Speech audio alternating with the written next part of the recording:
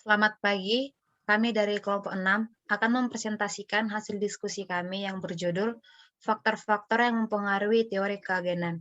Pertama, saya akan memperkenalkan anggota kelompok saya. Saya sendiri Tasya Utasoid sebagai moderator. Lalu ada Agatha Parhusip, Angelin Sihite, dan Revian Damanik. Teori keagenan. Teori keagenan atau teori agensi muncul ketika pemegang saham mempekerjakan pihak lain dalam mengelola perusahaan yang dimilikinya. Teori agensi melakukan pemisahan terhadap pemegang saham atau prinsipal dengan manajemen atau yang biasa disebut dengan agen. Contoh sederhana dari teori agensi adalah seorang pengusaha restoran yang tidak bisa mengelola dan menjaga restoran yang dimiliki karena kesibukannya. Lalu pada diskusi kami kali ini, kami akan memaparkan tentang yang pertama, pemahaman tentang teori keagenan. Yang kedua, faktor-faktor yang mempengaruhi teori keagenan. Yang ketiga, pencegahan konflik antara agen dengan pihak prinsipal.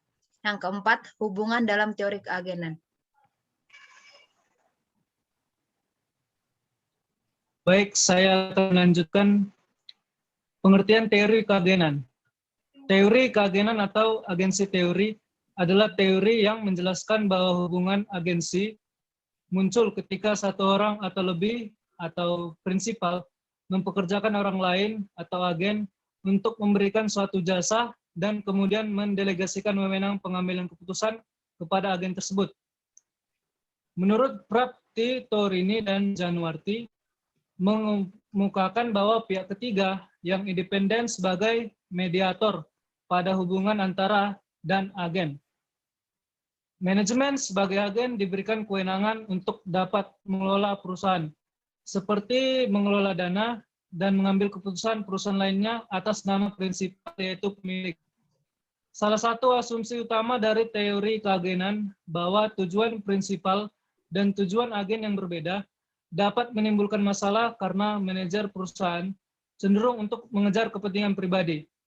Hal ini dapat menyebabkan kecenderungan manajer perusahaan untuk mengejar laba yang tinggi dengan jangka waktu yang pendek daripada memaksimalkan kesejahteraan para pemegang saham dengan proyek-proyek yang akan datang yang menguntungkan jangka panjang.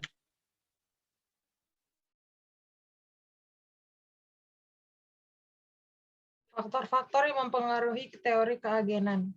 Yang pertama, penahanan laba. Penahanan laba adalah masalah yang sering timbul antara pemegang saham dengan kreditur. Sebagian laba perusahaan menjadi hak kreditur sebagai bentuk pembayaran bunga dan pinjaman pokok perusahaan.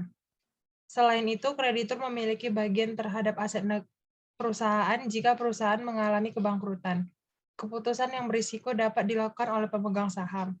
Ini menimbulkan kerugian bagi kreditur jika perusahaan memutuskan suatu proyek dengan resiko kebangkrutan yang tinggi. Yang kedua, moral hazard. Moral hazard dapat terjadi dalam jenis asimetri informasi di mana pihak pengambilan risiko yang bertransaksi tahu lebih banyak tentang niatnya daripada pihak yang membayar konsekuensi dari risiko. Secara luas, moral hazard bisa terjadi ketika pihak dengan informasi yang lebih banyak tentang tindakan atau niatnya memiliki kecenderungan atau dorongan untuk berperilaku tidak sepatutnya dari perspektif pihak dengan informasi yang lebih sedikit. Moral hazard juga muncul di masalah agen prinsipal atau prinsipal agen problem, di mana salah satu pihak yang disebut agen bertindak atas nama pihak lain yang disebut prinsipal. Agen biasanya memiliki informasi lebih banyak tentang tindakan atau niatnya daripada prinsipal, karena prinsipal biasanya tidak bisa benar-benar memantau agen. Yang ketiga, horizon waktu. Horizon waktu terjadi sebagai akibat dari kondisi arus kas. Kelebihan arus kas cenderung diinvestasikan dalam hal-hal yang tidak ada kaitannya dengan kegiatan utama perusahaan, di mana prinsipal lebih menekankan pada arus kas untuk masa depan yang kondisinya belum pasti dan memiliki risiko tinggi. Sedangkan manajemen cenderung menekankan pada hal-hal yang berkaitan dengan pekerjaan yang mereka miliki dengan risiko yang lebih rendah. Yang keempat, penghindaran risiko manajerial. Penghindaran risiko manajerial ini muncul ketika ada batasan di verifikasi portofolio yang berhubungan dengan pendapatan manajerial atas 10 kinerja yang dicapainya. sehingga manajer berusaha meminimalkan resiko saham perusahaan dari keputusan investasi yang meningkatkannya resiko. Menurut teori keagenan, konflik antara prinsipal dan agen dapat dikurangi dengan mensejajarkan kepentingan antara prinsipal dan agen. Kehindaran kepemilikan saham oleh manajerial dapat digunakan untuk mengurangi agensi cost yang berpotensi timbul, karena dengan memiliki saham perusahaan diharapkan manajemen merasakan langsung manfaat dari setiap keputusan yang diambilnya.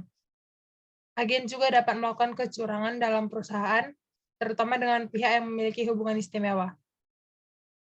Berdasarkan PSAK nomor 7 tahun 2010, pihak yang mempunyai hubungan istimewa adalah pihak yang mempunyai kendali atas pihak lain atau pihak yang dapat mempengaruhi pengambilan keputusan.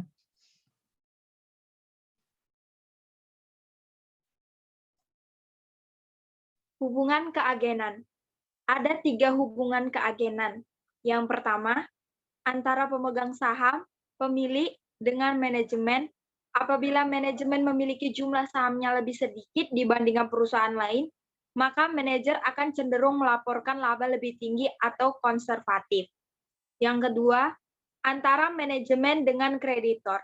Manajemen cenderung melaporkan labanya lebih tinggi karena pada umumnya kreditor beranggapan bahwa perusahaan dengan laba yang tinggi akan melunasi utang dan bunganya pada tanggal jatuh tempo.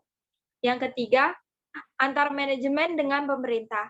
Manajer cenderung melaporkan labanya secara konservatif. Hal ini dikarenakan untuk menghindari pengawasan yang lebih ketat dari pemerintah. Dari definisi 3 di atas, hubungan keagenan yaitu hubungan antara pemegang saham dengan manajemen, manajemen dengan kreditur, dan manajemen dengan pemerintah.